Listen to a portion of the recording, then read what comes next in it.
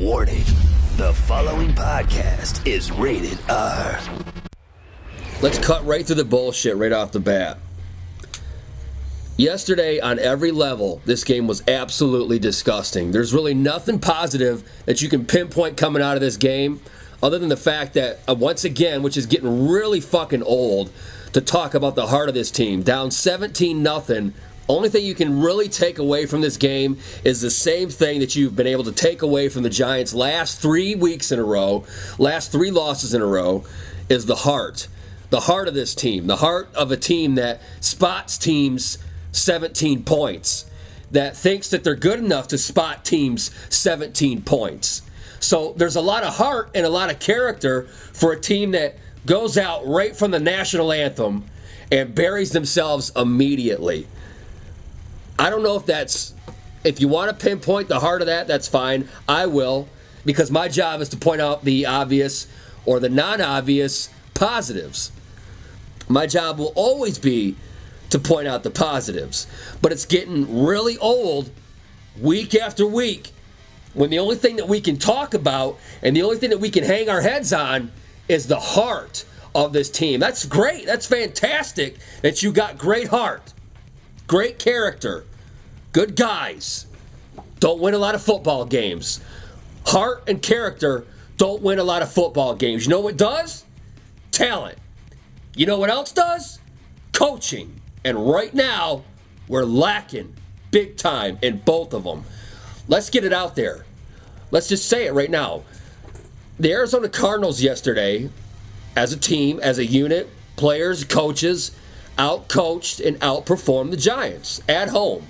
This was a game that the Giants, looking at their schedule, you think to yourself, you know what? Cardinals at home, traveling across country, got to come to MetLife, you're coming through to a monsoon, got to play in the rain. That sounds like a win. You could have put that one, of all the games coming up the next few weeks, that would have been a win. But once again, right off the bat, missed opportunities. Idiotic mistakes that we see week after week. Missed tackles. And I don't know what the hell happened in the first quarter. The first quarter was one of the worst quarters the Giants have played. It was the worst quarter all season. You couldn't tackle shit. They ran the ball by a running back that nobody ever heard of. Maybe if you're obsessed with fantasy football, you knew who this kid was. I didn't know who the fuck that was. This kid ran down our throat. First quarter, we didn't even show up. Spot them all kinds of points right off the bat because we're such a powerhouse. We don't mind spotting teams. We don't mind helping teams because we love to make the game harder for ourselves because we're so fucking talented. By the way, we're mentioning the rain. Hats off to our fans yesterday, the ones that actually showed up, the ones that actually stayed. These guys came out there, paid good money to sit in the fucking rain, to sit in a goddamn hurricane, nearly a hurricane. I mean, that's what it looked like on TV. But these people sat out there and watched miserable bullshit. The same shit. We are 2-5 now. How many years? It feels like 10 years in a row. Before we get to the bye week, we have never been 500. When was the last time this team was 500 or better heading into the bye week? I can't remember. And I've been doing this shit for a long time. 2016 doesn't count. We had one season out of 10, out of nearly a decade, and you were bounced right out of the playoffs in 2016. I digress. Yesterday, I keep trying to go through the highlights. I keep trying to go through the package. And there are moments. There's moments in this game where you're watching, you're seeing the things that you want to see. You're seeing, some of the defense again. I hate to say it, but you're playing with heart a lot. The interior line.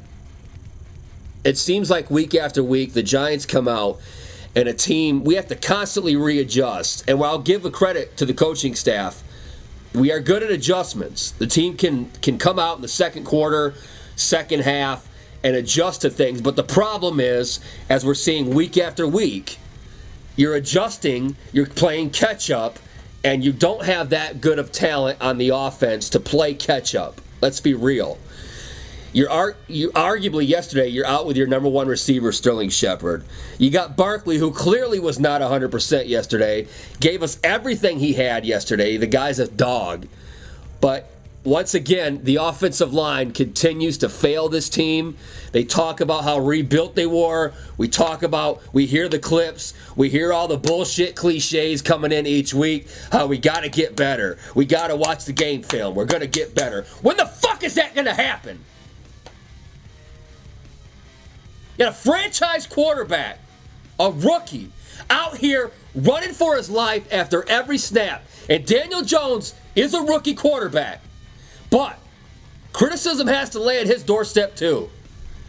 At some point, whether you're a rookie or not, you've got to feel the pass rush. You have got to know when you are under pressure. You are a New York Giant. You're the quarterback of the New York Football Giants.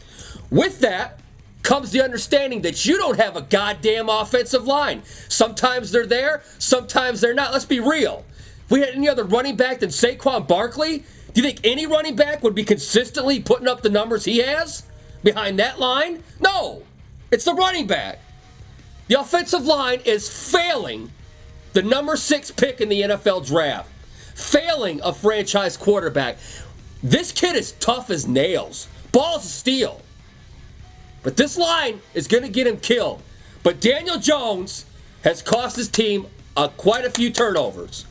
Number 1, got to know when the pass rush is coming. And when it comes, if your back is turned, hang on to the goddamn ball. You got to hang on to the ball. It's unacceptable. I don't give a shit how many years you've been in the league. It's unacceptable.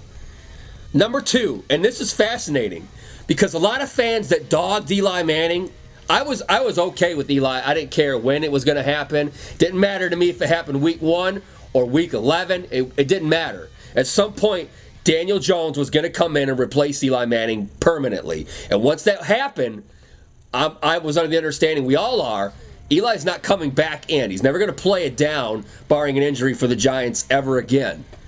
That's understandable. But one of the things that you guys bitched about a lot was you thought you confused Eli Manning for check down passes, for checking it down all the time with the lack of arm strength still because he's 40 years old, 39, 40 years old. Now you're kind of seeing it wasn't this guy's arm. It's the fact that nobody's getting fucking open, okay? And the difference here, you see Daniel Jones. He doesn't check down. He throws into coverage. If there's 2 or 3 guys on him, you don't throw the ball to that guy.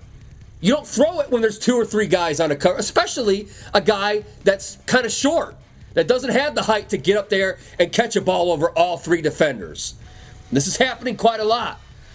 These are rookie mistakes as far as reading in the coverage. These are things that I believe will correct itself. But make no mistake about it, it's very interesting that one of the things that's killing this team right now, turnover-wise, is one of the things that was Eli Manning's strengths. And you guys couldn't fucking stand it. Now you're seeing the results of that. We forgot what the pains were like, what it was like to deal with a rookie quarterback, and there's a lot of growing pains. Things are not going to be championship caliber even from year 1. It's not going to happen. There's going to be ups and downs. But one of the things that you got a rookie quarterback, your offensive line is failing him. The offensive line can only do so much for the running game, no matter who's your running back. But what's unacceptable is if you're going to have all these conditions, you can't be dropping passes. And every week, Danny Dimes dropping dimes right into the receiver's hands, and you don't fucking catch it. Evan Ingram, lot of talent. I love this kid. We haven't even seen an inch of his potential yet. What in the world? Some of the drop passes by Ingram are just so frustrating. This guy yesterday, and you know which play I'm talking about, the wide open drop, looked like he was fucking scared of the ball. Looked like that he touched it and the ball had fucking AIDS and he had to drop it because he didn't want to get infected. That was inexcusable. But you know what else is inexcusable? I'm watching this game. I'm replaying it. I had to sit here and rewatch it like a fucking idiot multiple times, which is disgusting. And I'm watching it. And you notice it's a monsoon. It's pouring down rain. But you know what? We're looking around. Nobody's wearing gloves. Nobody's wearing any gloves in the pouring down rain. But you know the two guys that are wearing gloves? Golden Tate, Ellison. Two guys that didn't drop these passes. I'm not sure what that was about. Maybe it was the same trainer in the back that told OBJ not to drink water when you get cramps. You don't need water. I don't know. It's par for the course with the kind of organization that we are right now, backwards. So who knows? All I know is I've never in my life seen a bunch of receivers who normally come out with gloves come out in the pouring down rain and decide, you know what, I'm just going to wing it this way. I'm going bareback. I'm just going to go bareback, see what happens. And besides the drop passes, which continue to be a problem, this defense and the inability to get off the field on third down is really the tale of the whole season. It is exactly why we are 2-5. This team stays on the field and stays on the field and digs a hole and digs a hole, and we constantly have to play catch up. Play catch up. Some teams are good at coming from behind. We don't have that kind of defense. We don't have our defense comes out and only plays maybe 3 to 2 quarters a game. We don't have a 4-quarter defense. But other than the Washington Redskin game, we have not played 4 quarters of defense yet. How long do you think that's going to last? You see what happens. You bend and we break. You bend until you break, and the team breaks all the time. Yesterday, we didn't even bend. We didn't even fucking bend. We walked out of the locker room and broke. We're not even going to bend today. Let's just break. Right from the start. National anthem sounded beautiful. I don't think I'm going to play defense now. It's very frustrating. It's frustrating because the team does have talent. You look at, there's guys that I can pinpoint on every level. You can go in the secondary. Here's 1 or 2 guys here that are good. Linebackers, there's like 1 or 2 decent linebackers, the potential and free agent signings that have come in that you can see, okay, we can build around that. Defensive line, 1 or 2 guys, I see that. Then you go to the offense, same thing, all the way to quarterback. And it's not clicking. And then you realize that you have a head coach that seems fucking lost. And it seems like week after week kind of gets out coached, especially in the pivotal moments. I don't know what Shermer's obsession is with challenging offensive pass interference. The guy hasn't got a single one of them. He's going to keep going and keep going and keep going until he gets it. More power to you, dude. More power to you. Whatever you want to do all the way out the door, you do it. But yesterday, the 3rd and 18 draw play that everybody keeps talking about, and it was the hot topic in the press conference yesterday after the game. And what did Pat Shermer say? Third down draw call, that was the play call, that wasn't a check. It was an audible against 2 deep. And what you were late getting here, but I made the decision I was going to go for it there on 4th down. Pat Shermer didn't say, hey, you know what? I'll take that one. That was my fault. No, instead, Pat Shermer did a pure gutless move. And he throws Daniel Jones under the bus by telling everybody, hey, by basically saying he's the one that deserves all the smoke for that. When you're a head coach and you're the head coach of a shitty team, of a bad team, and especially a team in rebuilding mode with a rookie quarterback, the last thing you do, come out after a loss like that at home and give any blame. You say from the start, this is all on me. This is all on me. Then you let it trickle down to the players, and they'll take ownership of their own shit. But what you don't do is stand there behind the podium and say, yeah, I know everybody's down and out about that 3rd and 18. Wasn't my fault, guys. I didn't do shit. Wasn't my fault. Gutless. I was never on board with the Shermer hiring. I've said it before. He would have been my 4th or 5th choice. He was my 4th or 5th choice that offseason of all the names that were attached to this job. I just don't know. I feel like in the beginning of the offseason, I was really disgusted. I didn't see the vision with where Gettleman was going, and I was honest, and I was lost. I didn't see the vision. I get it now. I don't necessarily think Gettleman is a problem. I no faith in this coaching staff. I'm just being completely honest. They haven't shown me anything over 2 years, offensively or defensively, that this team is headed in the right direction with coaching, that this is the right coaching staff to put all around this group that we're building here.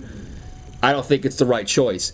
Now, anything can happen. The Giants can, of course, go on another winning streak and save people's jobs, and next year they can come out being a completely different team, and they can look like they're the team that we want them to be. But as of right now, you'd be lying to yourself if you said Shurmur's the guy.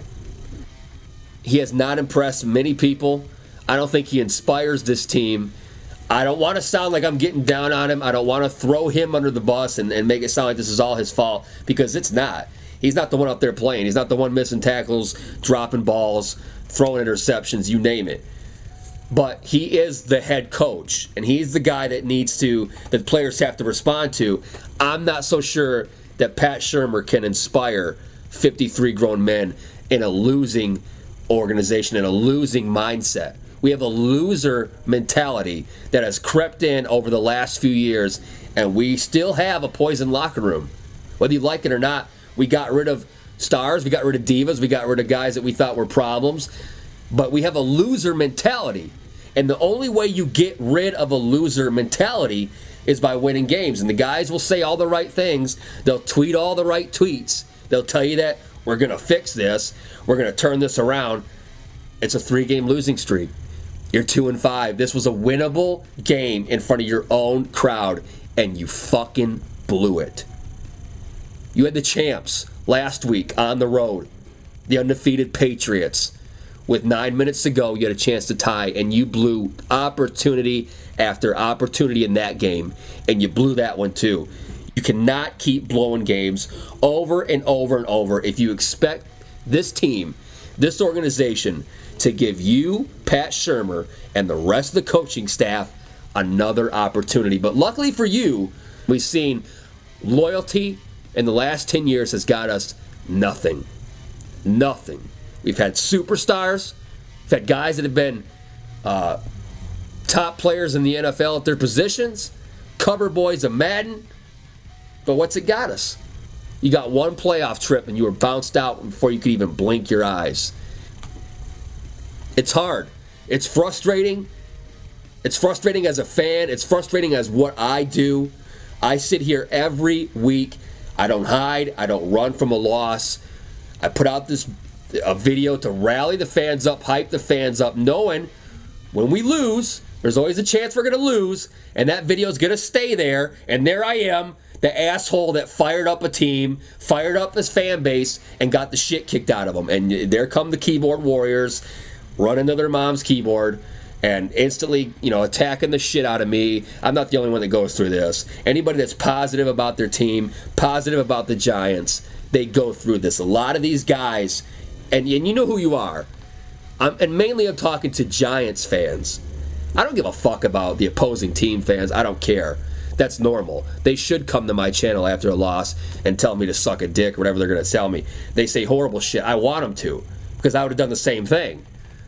But it's the Giants fans. The Giants fans that come here after a loss and, you believed.